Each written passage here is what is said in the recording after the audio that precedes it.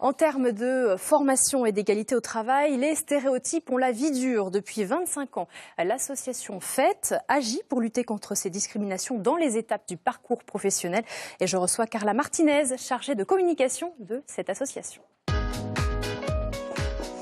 Bonjour. Bonjour. Merci d'être avec nous. Merci de m'avoir invitée. Alors, je le disais, un quart de siècle d'existence pour FAIT, qui signifie femme et technique. Femme, égalité, emploi. Voilà, femme, égalité, emploi, voilà. Pourquoi est-ce que cette association s'est créée il y a 25 ans ? Alors, nos fondatrices, il y a 25 ans, se sont rendues compte que les jeunes filles au collège, par exemple, choisissaient souvent des métiers qui étaient déjà très féminisés.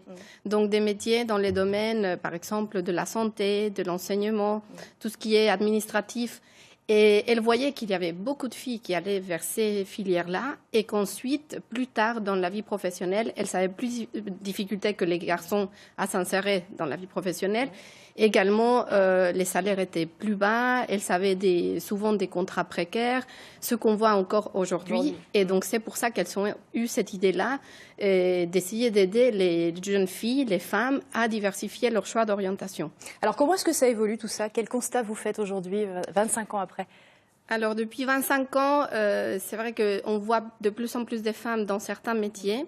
Ça avance doucement. Il est vrai que malgré les stéréotypes qui persistent encore aujourd'hui, parce qu'ils sont de la vie dure, de plus en plus de jeunes filles osent aller vers des métiers où il y a une majorité d'hommes. Il y a eu une prise de conscience. Il y a une prise de conscience, effectivement, de la part des filles, des femmes, mais également de leur entourage, des enseignants, des employeurs aussi, parce que les employeurs avaient souvent des réticences à embaucher des femmes dans ces métiers-là.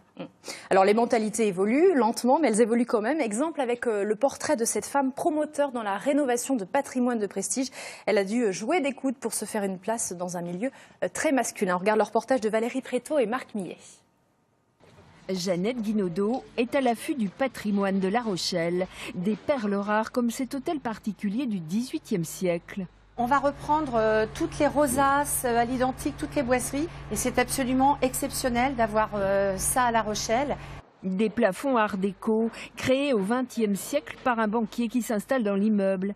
Jeannette a prévu 18 mois de chantier pour réaliser 8 logements. L'hôtel est inscrit au monument historique et elle va tenter de sauver les vestiges du passé. Vous voyez, ça c'est exceptionnel. C'est restitué à l'identique. Jeannette Guinaudot est l'une des rares femmes promoteurs dans la restauration d'immeubles anciens. Très vite, elle laisse tomber son métier de coiffeuse pour se lancer dans l'immobilier. En 2000, elle fonde sa société. Le groupe est en plein essor avec une dizaine d'emplois créés et une success story féminine clairement revendiquée. Je suis vraiment une autodidacte, effectivement. Et être une femme dans ce métier, au départ, c'est très difficile puisque c'est un métier qui est quand même masculin. Mais par contre, aujourd'hui, 16 ans après, je peux dire que je suis très respectée dans ce métier et je n'ai plus du tout cette sensation qu'être une femme soit un problème. Mais il a vraiment fallu faire ses preuves pour en arriver là. Et voici l'une de ses réalisations, une bâtisse du 18e aménagée en 28 logements, dont ce triplex de 127 mètres carrés. L'objectif, c'était de restituer tous les beaux éléments, notamment ici les vitraux. Nous avons aussi un très bel escalier ancien. Et là, la particularité, c'est que l'escalier dessert en fait l'intégralité du logement. Jeannette investit un peu partout dans le sud-ouest, mais sa présence à La Rochelle ne passe pas inaperçue. Elle continue de dénicher des bâtisses du passé pour les mettre au goût du jour. Alors voilà pour cet exemple. Quels sont les secteurs où ça évolue favorablement, où les mentalités évoluent le plus ? Alors, ingénieurs, transport, sécurité notamment ? Oui. Chez les ingénieurs, il y a plus de femmes qu'il y a quelques années. Dans les écoles d'ingénieurs, par exemple, on peut voir ça. Même si elles restent encore, il y a environ 27% des femmes dans les écoles d'ingénieurs, donc c'est pas non plus énorme. Ouais. Dans tout ce qui est transport, effectivement, on voit plus de femmes conductrices, par exemple, de bus, souvent. Il y a même des conductrices de poids lourds, même si on les voit un peu moins souvent. Dans la sécurité également, bon, tout ce qui est police, armée. Oui. Elle reste très minoritaire, mais ça avance effectivement doucement, comme je le dis. Alors, à l'inverse, les nouvelles technologies, notamment le domaine de l'informatique, n'attirent pas vraiment les jeunes filles. Comment est-ce que vous l'expliquez ? Alors c'est un secteur en plein boom qui se développe, il y a beaucoup de... C'est vrai que c'est un secteur porteur où il y a vraiment des embauches et on n'arrive pas trop à expliquer pourquoi les jeunes filles ne sont pas très attirées par ces métiers-là. Moi, je pense que c'est dû à l'image, comme pour beaucoup de métiers. Ce sont des préjugés, des images qu'on a dans la tête. Et les jeunes filles n'aiment pas forcément cette image de rester collée à son ordinateur, le geek, entre guillemets, comme on dit. Et ça, oui, elles ne trouvent pas ça vraiment attractif.